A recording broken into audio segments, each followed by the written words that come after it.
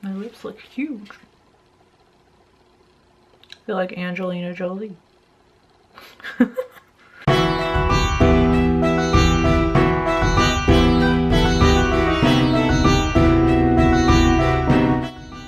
Hey there, creepy peeps, and welcome to another movie review. We are almost done with our 31 days of horror marathon, and I messed up on 2 days already. Only one of them was because I simply forgot to upload it, which was Friday with the host, and I'm still waiting on one of the movies I'm supposed to watch come in the mail. It should be here tomorrow. But I've kept having to, like, I shifted like my list of movies up to make room, and then whenever I finally get this movie, I'll add it in. I won't tell you what it is. Let it be a surprise, but still waiting on that. But yeah, I only missed one day because I forgot to upload.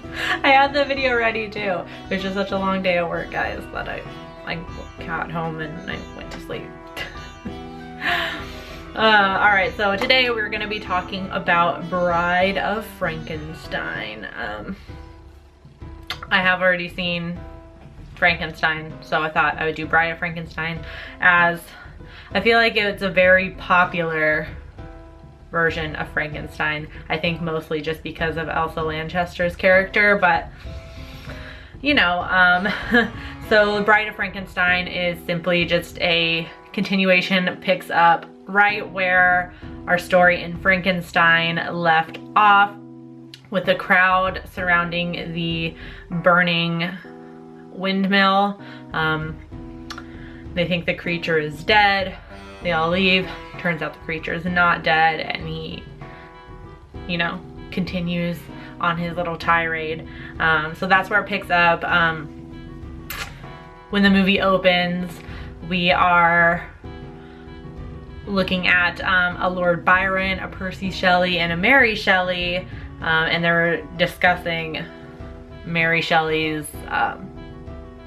story of Frankenstein, and then she tells them the rest of the story that she had intended, and that's where the movie starts. So we'll get right into what I liked about it, which actually wasn't a lot. I didn't actually really enjoy this movie. I thought the effects were interesting. This movie came out in 1935, and there were some very interesting effects in here, like the whole thing with Dr. Pretorius's like little animated creatures that he like brought to life, and he said he like grew them or something, but they don't ever really go into that, so I don't really understand what he's talking about. But they're like little miniature people, and that was a really cool effect that they did that I liked. And then Elsa Lanchester as the Bride of Frankenstein. I think after watching this movie, I'm pretty sure that is the reason why everyone likes this movie so much, or they say they do, is because, I mean, she kills it as the bride. Like, she looks amazing. She just like slays like her jawline and like her looks to the side and like going out. I don't know. She did it really well. Like, she looks really good doing it too. So so let's get into what I didn't like about the movie, which was like everything in this movie felt contrived and just like pulled out of thin air. I was reading somewhere that the director, James Whale? Do you say his last name as Whale? That's how it's spelled. He didn't initially want to do a sequel to Frankenstein, and then Universal considered just making the sequel without him directing it, and then he eventually agreed to do the sequel, but initially he didn't want to. Should have gone with his decision to not do the sequel. Everything felt super contrived. Like, out of nowhere we get this Dr. Pretorius that also has created life from dead tissue and wants to partner up with Frankenstein, who, as he should, at the end of the Frankenstein story, learns his lesson about trying to play God, and doesn't want anything to do with this anymore, but he gets forced into doing it much like the director was forced into doing the sequel. He gets forced into doing it. And then we have the whole thing with Frankenstein speaking. Another decision which Boris Karloff did not want to do. He did not think the monster should speak. But again, that decision was overruled. So we have like a sequence where the monster meets a blind man, and that's like perfect for him because he can't see the monster and can't run away like everybody else. And he's teaching him words. But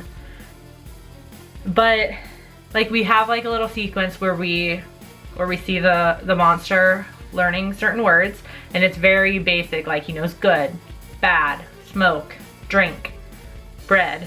Like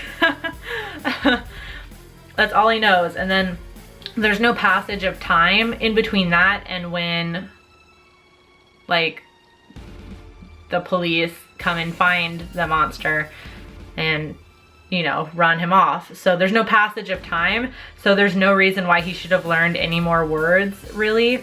And even before he meets up with Dr. Pretorius, he is already speaking like almost full sentences. They're still kind of broken sentences, but they're almost full sentences. So you're like, where the hell did he learn all these extra words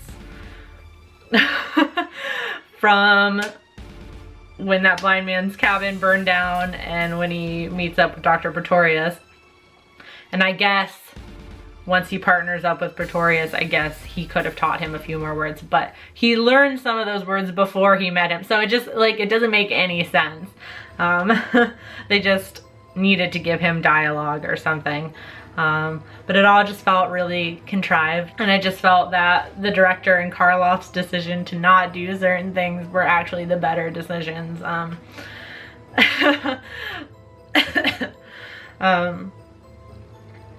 And there are parts that are just like a little bit ridiculous, like the maid, Minnie, I think her name is in the movie. She is absolutely ridiculous. Like, is this not supposed to be like a horror movie?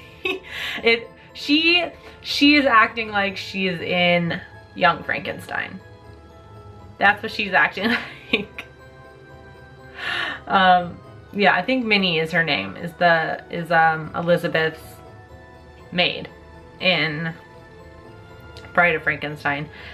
And her acting is just like entirely over the top, really ridiculous. Like she's trying to be funny. Like I said, she belongs in Young Frankenstein.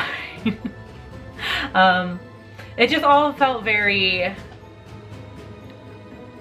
odd, I guess, is like what I'm getting at when I was watching the movie. It just felt odd. Like it felt like it shouldn't have happened. But yeah, so overall,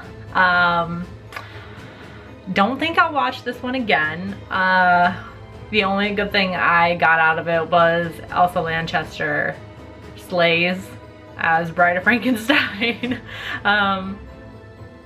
She killed it, but the rest of the movie was killed. It was awful. I didn't really enjoy it at all. I'm not gonna watch it again. But if you've seen Bride of Frankenstein, let me know in the comment section down below what you thought about it. And until next time, stay strange. Bye.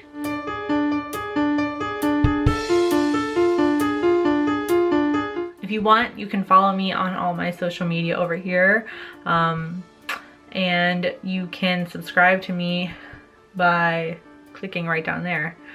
Subscribe good, not subscribe bad. Oh, that was awful. Why did you do that, Vicky?